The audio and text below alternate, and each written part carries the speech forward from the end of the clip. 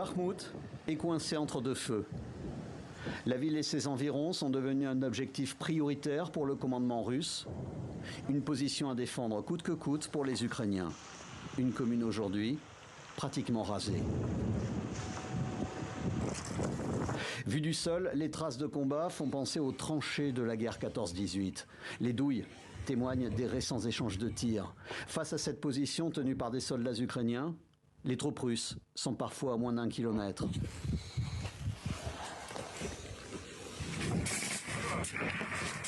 Dans le froid et la boue, les vidéos de propagande sont tournées au téléphone portable, des deux côtés d'une ligne de front longue de 40 km.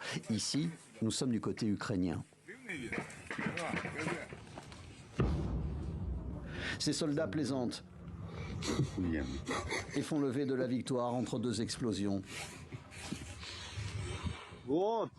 Côté russe, c'est la prise d'un village qui est envoyée sur les réseaux sociaux. Il y a 3 jours, on a pris aux Ukrainiens cette localité. On a gagné ici. Regardez les corps. Quelques heures après, le haut commandement russe a effectivement annoncé la prise de 3 villages près de Bakhmout. Preuve des intentions du Kremlin sur cette ville de Bakhmout. Face à ces soldats ukrainiens, un déploiement conséquent de troupes russes. Bon nombre ont subi la déroute de Kherson. On trouve des troupes d'élite, des conscrits, des Ukrainiens pro-russes et des membres de Wagner. Le patron de cette milice, pour présenter ses combats, a lui-même parlé d'abattoir. De fait, la bataille de Bakhmout est une guerre de position d'une violence extrême qui ferait entre 100 et 200 morts par jour. L'hôpital de la ville ne désemplit pas. 24 heures sur 24, 7 jours sur 7, les équipes reçoivent des blessés. Quelques civils, mais surtout des militaires. On était dans une tranchée lorsque l'artillerie a commencé à nous viser et notre tranchée a été directement touchée.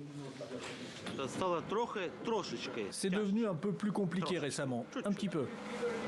Quelles sont les blessures les plus courantes? Les plus courants, je dirais, blessures à la tête, aux jambes, aux bras, à l'estomac aussi et à la poitrine. Avant la guerre, 70 000 personnes vivaient à Bakhmout. L'endroit était connu pour ses mines de sel et ses vignobles.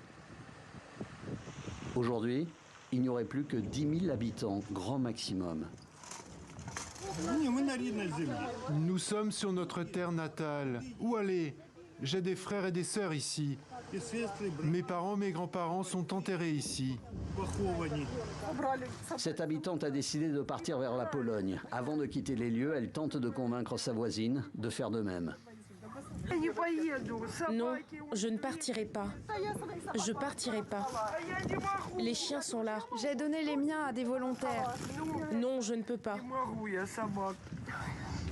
Je ne peux pas les donner, les chiens. J'ai un camarade ici, nous sommes ensemble. Vas-y, vas-y, ma chérie. Ils bombardent tous les jours, 24 heures sur 24. Ils bombardent jour et nuit. C'est impossible de respirer. C'est un pilonnage constant, le matin, l'après-midi et la nuit. Ça s'est juste calmé aujourd'hui, après 3 jours de bombardements lourds. Les bombardements incessants, l'absence de gaz depuis le mois de mai et de chauffage.